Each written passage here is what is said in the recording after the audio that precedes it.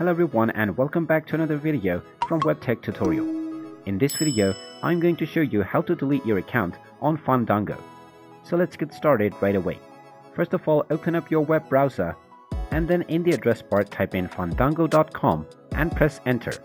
This will now take you into the official Fandango website where you can simply scroll all the way down to find the help button. Just click on help and you will end up within the help center. Now right from the help center you can scroll down and you will find the contact support option at the very bottom, which you can click on to request for help.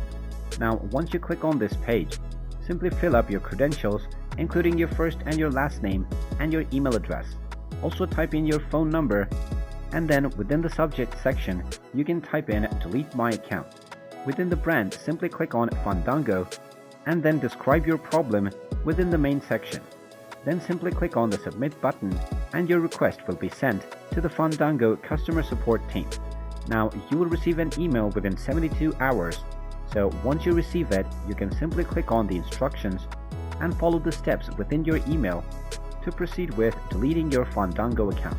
And there you have it. That is how you can delete your account on Fandango.